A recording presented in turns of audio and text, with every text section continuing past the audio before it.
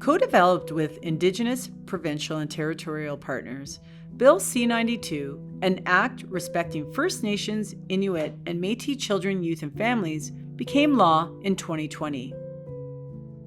This act affirms that Indigenous peoples have an inherent right to jurisdiction of child and family services and sets out minimum national standards of care. In 2024, the Supreme Court of Canada unanimously upheld the jurisdiction of Indigenous peoples over child welfare. Me, I live on the reserve. I lived there all my whole life, and I know what it's like. My knowledge is from my mother and from my grandmother. It's not like textbook knowledge. It's knowledge that's handed down from generation to generation. Tsuut'ina people are Dene people. We come from the north. We migrated here quite some time ago. This is Blackfoot territory, and we stayed here with the Blackfoot people. I think the biggest hindrance of our Indigenous people is legislation, started from way back when, even when, taking the children away, to residential school. And then the residential school era, where all the children were abused in some way, shape, or form. I tell you, it's a hard life to be Indigenous person, but we still have to be aware of our history and DNA, like where we come from. And so as Indigenous people, I think it's really imperative that children understand who they are and where they come from. There's always hope for revitalization of the language and the culture. Sovereignty, the right of a nation or group of people to self-govern.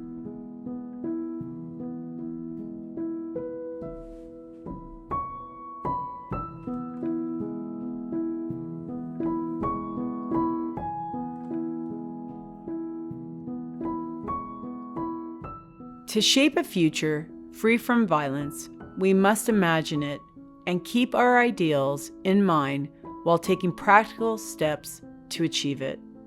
And the Strong Women's Circle project exemplifies this approach. The Strong Women's Circle arose from a collaboration between SHIFT, a primary prevention research hub at the University of Calgary, the Urban Society of Aboriginal Youth, and Indigenous researchers. Together, we worked with elders, knowledge keepers, and grandmothers to better understand primary prevention solutions that can address the root causes of family violence. The project proposes transformative changes necessary to achieve Indigenous sovereignty, along with a list of policy reforms within 6 government systems that are necessary to prevent violence. We have developed research reports and policy briefs, along with a film called The Strong Women's Circle, a systems change approach to addressing family violence within communities. This next film is focused on decolonizing the child welfare system, specifically because of the frequent removal of Indigenous children from their families and communities, and to address the overrepresentation of Indigenous children in our child welfare system, which leads to intergenerational family violence. Today in Alberta, there are over 9,000 children and youth that are receiving child intervention services, and 74% of those children and youth in care are Indigenous. This overrepresentation is a result of the legacy of residential and Indian schools, poverty, domestic and sexual violence, and addictions. We know that when Indigenous children are apprehended by child welfare services, they suffer severe mental stress, the loss of their traditional culture and community, and are often exposed to neglect and violence. This increases the likelihood of future experience or perpetration of family, domestic, and sexual violence. So this film is a call to change on the child welfare system here in Alberta, and we're going to hear from 2 elders and grandmothers, Val Wood and Karen Acuna. They're going to talk about on why we must make change now. They're also going to talk about solutions on how to dismantle the existing system and reimagine an approach that centers Indigenous ways of knowing.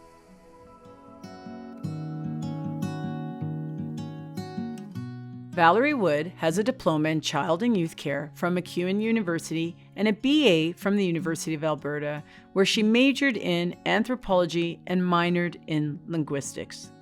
She has many years of experience in human services, where she worked as a community youth worker, manager of a group home program for adolescents, and as the director for a Boys and Girls Club, and later in a role of college instructor for McEwen's Child and Youth Care Program. In addition to her important human service work, she has extensive experience in Dene language and culture, revitalization, and preservation. Most recently, she's dedicated her time to empowering Indigenous families to reclaim their pride and dignity by overcoming the oppression from systemic issues and structural violence like the child welfare system.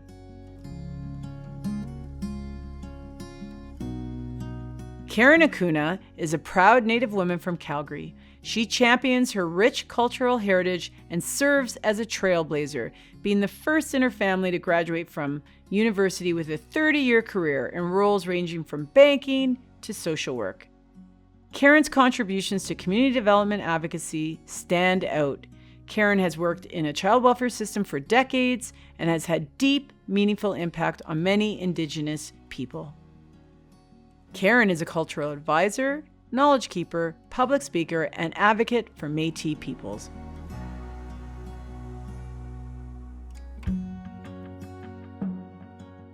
My focus has been on working for children, youth, and families and advocating for them, being the voice that they don't have.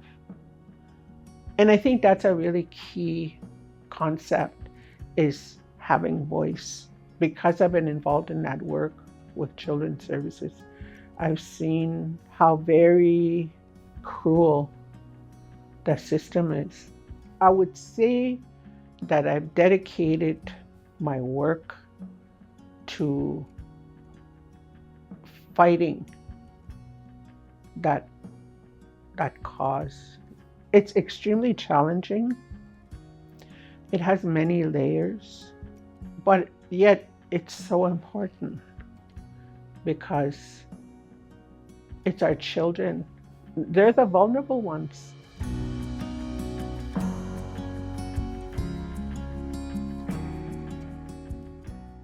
I grew up with a mom and dad that were both Métis, traditional people. My parents had this back room and people would often come to our house. And I think this is how I became a social worker. They would go into that back bedroom and that's where they would get sobriety. And my mother would work with the mom. And if there was children, she would work with them. And my dad would work with the men. They would feed them, take care of them, clothe them. And that's what it is like to be Métis. We take care of one another. We help one another. And that's the type of system, like I remember thinking back when I first started with children's services, I told my manager then, I said, you know, if they knew that my parents were doing that, I would have been apprehended, you know? And she started to laugh and she said, that's why we need workers like you here that can help others understand that there is more than one way to do things the right way. I have come to understand the system and all of the ways in which the system continues to carry on what people want to believe is in the past. I'm sitting here in this moment, and yesterday I have been informed that a child was removed from the care of a grandmother, and it's not even about the child's well-being. Having the understanding that I do about child development, the child is 2 years old. And 2 years old, what does a child need most? A child needs attachment, safety. And I have observed that that's being taken care of And yet the CFS have used their position and the authority that is granted to them to remove this child, and it's wrong. Child Intervention Delivery is a division of the Ministry of Children and Family Services. The ministry includes 6 divisions: Child Intervention Delivery, Child Care Strategy and Policy, Child Care Delivery and Early Intervention, Corporate Finance, Indigenous Partnerships and Strategic Services, Regulatory Compliance, Quality Assurance, and Business Supports. Child Intervention Delivery provides services to children and youth who are or may be at risk of being abused, neglected, or otherwise in need of intervention. This was approximately 1.3% of Alberta's children and youth in 2022. You've got poverty, maybe you've got addictions, domestic violence. Usually you have more than one issue that the family's going through. So when that happens and that family has only got, 6 months while their child's under a temporary guardianship order, and then it gets extended for another 6 months, that's a year. Imagine working through all those issues only within a year. Now, if you go past that year, your child could become under a permanent guardianship order. That's serious. That may mean your child could be adopted out. It could go for private guardianship. Families do not heal. That's another form of trauma. That's another form of trauma that creates more domestic violence. One of the things I will say very, very strongly is I don't care what the issues are in the family. The answer is not taking the children away. That is never the solution to what's going on. That, if I could have a magic wand today, and if I could zap that and no more children being removed, I think that would be a big step forward.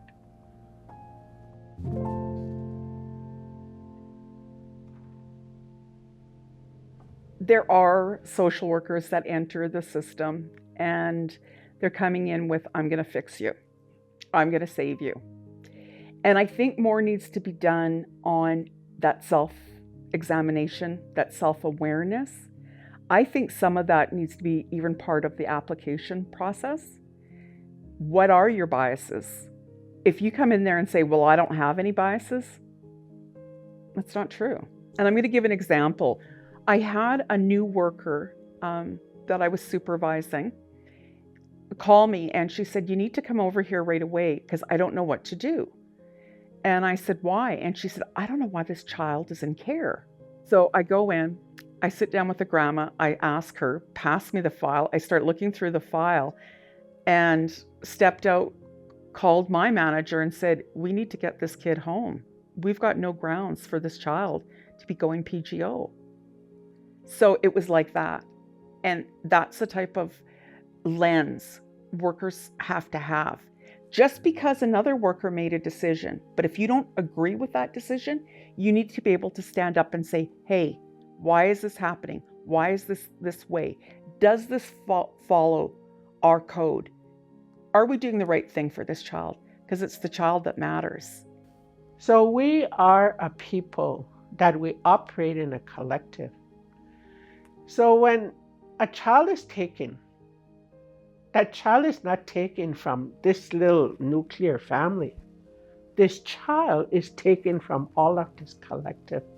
Yet nowhere on the reporting or the documentation or the assessment, nowhere does it say, these, all of these people are part of making sure this child is safe. They're not saying that, which is false. That hope and dream is that if they're trying to make an assessment about whether or not this child is in need of protective service, to ask the question, who is this child's collective? Bring all that collective together here. I think if you did that and you start looking at how many people actually have their eyes on that child, I think you better take a hike.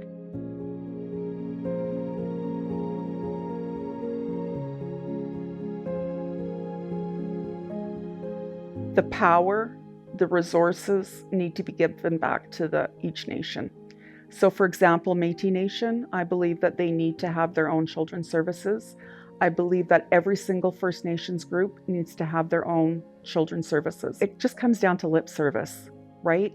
To get that true meaning, to really get that where our children are going home and will be part of their community, raised with their culture, children need to live in that environment. So to be able to get at the root problem, we actually need to be able to deconstruct that and start making up systems that are favorable for Indigenous people and letting the people of the nations build the new system, because that's where the solution is. And I believe change is possible. But I know that the direction that Métis Nation and First Nations groups want is they want control, the power over their own people, because they believe that they can make the best decisions for their own people. So now would be the opportune time for those people to get involved and say, hey, what does this look like? How can we create this in an ethical space? How can we make sure that, because everyone wants children safe, but we also do not want children growing up away from their community. We got children returned, 47 kids. And so the court was recognizing of how much support was being provided. So we never lost no battles in court. We won them all, and we got those children home, and we provided the support, and now they're starting to rescind the PGOs. So the kids are home with their people, their parents, a lot of them, and no more child welfare in their life. They're free. They're free. That's the best way to say it.